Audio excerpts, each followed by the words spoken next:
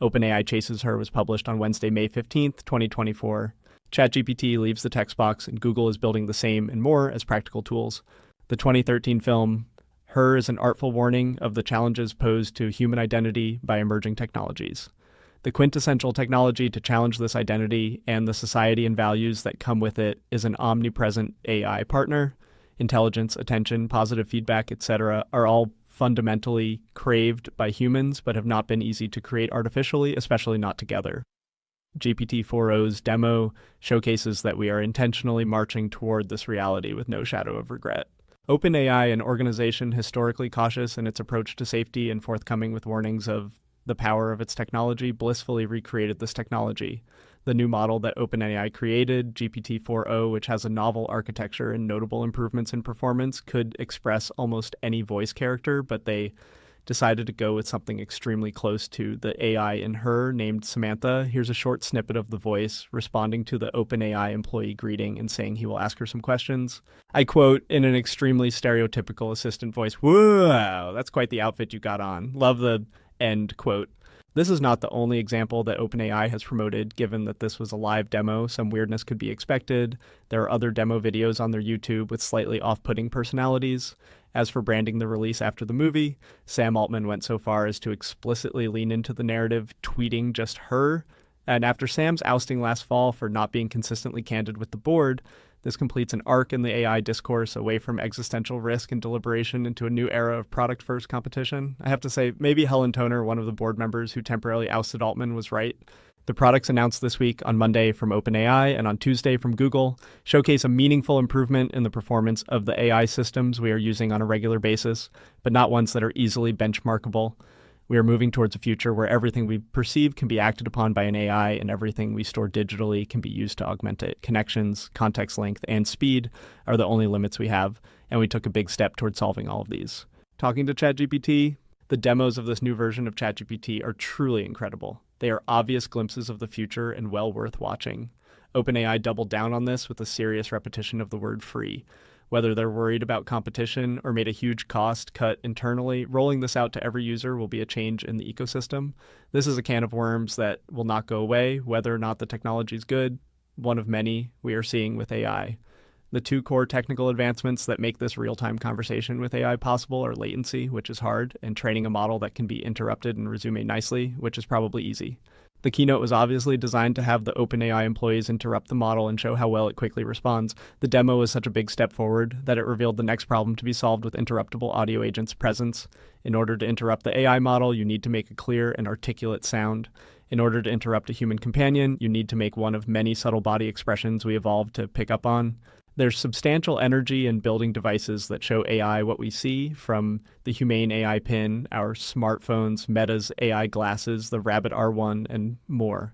Only one of these actually has the hardware and positioning during use to both see what we see and our expressions, like the smartphone, where we've evolved to hold the smartphone when we show someone a space on FaceTime, turns out to be the perfect interaction for an AI that can take in your surroundings and your expressions in real time. Peripheral AI assistants receptive to interruptions will definitely be used, but this demo exposed another reason why the smartphone is king. As for digital interactions, the mirror to the signal is the physicality provided by virtual reality.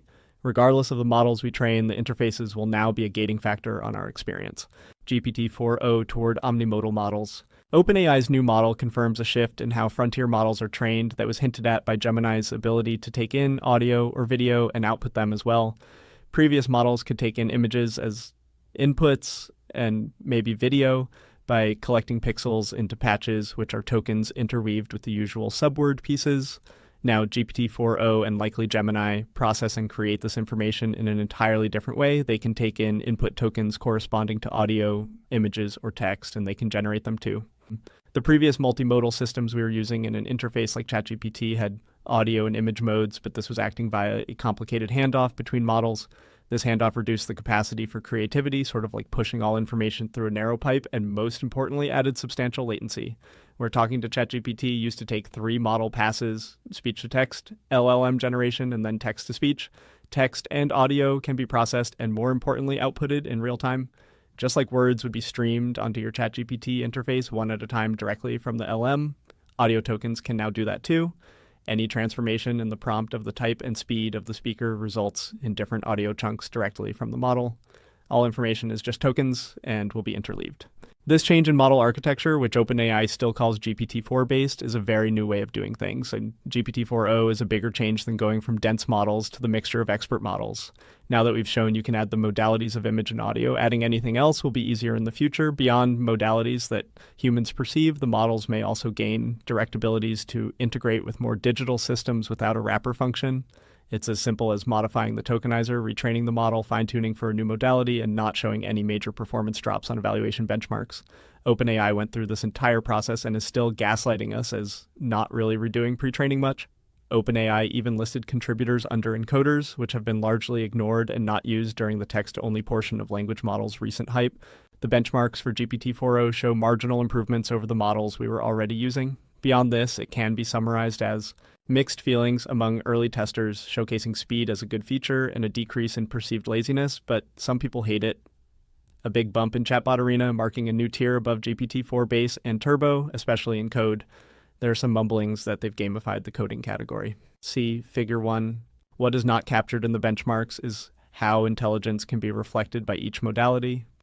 OpenAI has a monstrous data trove at this point for textual answers to challenging prompts, but how will that translate to audio?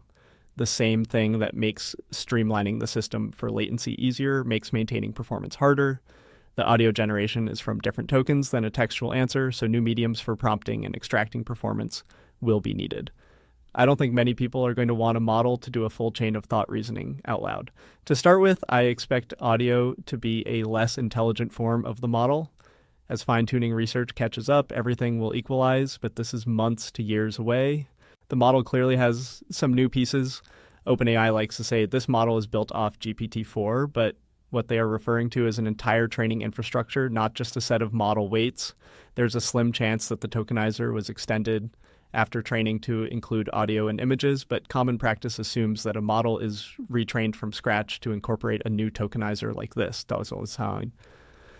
The GPT-5 moniker is reserved for the new supercomputer they're building with Microsoft, rather than the changes in how they're trying to use the model. The most interesting technical detail revealed by the new model is through the tokenizer delta. GPT-4 and GPT-4 Turbo both had a tokenizer with a vocabulary of 100,000 tokens. GPT-4o has a tokenizer with 200,000 tokens to work better for native multimodality and multilingualism. Switching to more tokens makes generating more efficient, as the model can learn to generate more characters at once as one token in a variety of circumstances. The OpenAI blog highlights 2 to 4 times speed increases for many non-English languages. However, by releasing the tokenizer code, people found a lot of weirdness, such as 2 tokens being mapped together or many, many bizarre tokens. This tokenizer weirdness makes me think there's more to come from OpenAI soon, or they cracked a new way of training, or else it would seem like they're hurting their model. My favorite piece of weirdness is that 2 of the chatbots that OpenAI was testing in the LM-SIS arena have different tokenizers. There are many theories as to why, and they all point to OpenAI trying crazy shit. See Figure 2.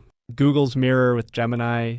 The day after OpenAI's keynote, Google announced very similar features and many more coming to their Google suite of products. Google presented agents as a core theme, whether discussing with you or working for you in the background, with a simple catchphrase they repeated a few times. Google will do the Googling for you.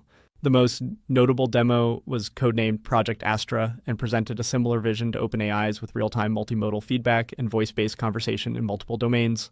The biggest technical achievement was Gemini's ability to remember the recent past in videos, but as always, Google's demos are a bit further from reality than OpenAI's. The keynote had many other blockbuster AI features, asking Gemini for feedback on your photos, like search but complex, a video generation model to rival Sora, privacy features, a longer context length, new TPUs, and much more. It was a very strong, broad showing for Google. OpenAI's success in media coverage is almost all down to presentation style and approach rather than substance, which still counts. OpenAI presented these technologies much more as a singleton product or a single personality, while Google presented a suite of products. When you zoom in closely or ask people who were there, Gemini's latency is still much worse than what OpenAI achieved. Altogether, this shows why OpenAI focuses on Google. They can expand the envelope of AI in every direction and are by far the closest in technical capacity to OpenAI when averaged across the multimodal categories and product distribution channels. All of the products announced in the last few days are announced rather than released, while some models are available in previous distribution channels. Google presented its vision as a set of tools that should sell better to enterprise users and OpenAI continues to pile its chips on a single consumer vision of AI. OpenAI has the media narrative, but with solid Google momentum like this, it will not be easy to unseat them. In fact, OpenAI may be trying too hard to react and cover their competition. OpenAI's AI safety, have your cake and eat it too. OpenAI's rather odd mission state is and has been to ensure AGI benefits all of humanity.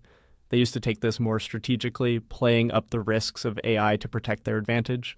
OpenAI is stuck in a phase of growing pains where they want to serve many masters.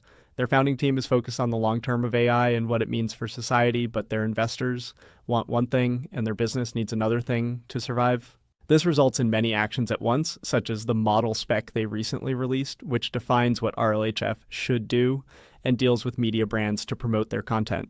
At the same time, OpenAI states in the model spec that we're exploring whether we can responsibly provide the ability to generate NSFW content in age-appropriate contexts through the API and ChatGPT, and in the leaked memo that members of the program receive priority placement and richer brand expression in chat conversations, and their content benefits from more prominent link treatments.